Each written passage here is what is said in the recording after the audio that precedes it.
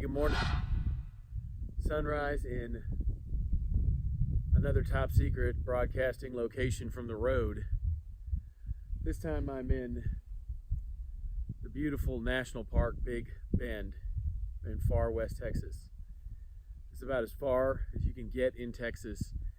Texas is a very big place. This place is extremely big. They don't call it Big Bend for nothing. And I encourage you, if you have not been here, make it a point. It is a bucket list place to see. And I'll show you more of the park as this video series goes on.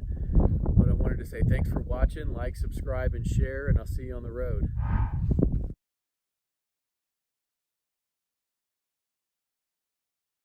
Good morning.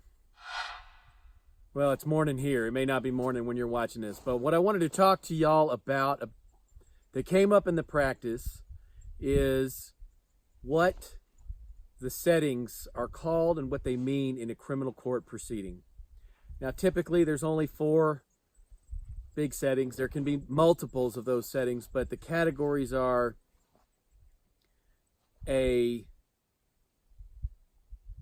arraignment, which is when a defendant is called to court to have his charge or her charge read against him by the judge in open court. And the reason why we do that is because in the United States of America, one of the things that we went away from under the rule of the British Empire was the secrecy, secret courts, secret tribunals.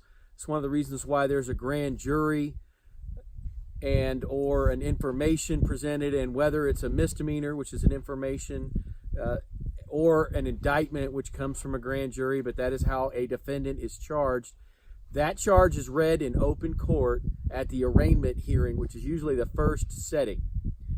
So remember, a defendant has no constitutional right to make any presentation to a grand jury, to the investigating body of a crime. The state of Texas is the investigative body for misdemeanor crimes.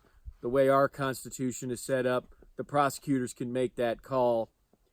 The district attorney or county attorney, depending on if you're in a very small county, will take felony crimes or higher crimes to the grand jury, which is a private tribunal. It is not secret, but it's drawn from a pool of registered voters, and they've got to have certain background requirements, basically impeccable background requirements. And that first setting, the arraignment setting, is where defendants are read their charge in open court. So that way they have constitutional notice, public notice, and no secrecy that this is the allegation against them, the day it occurred, their name is correct, and that it was against the peace and dignity of the state of Texas.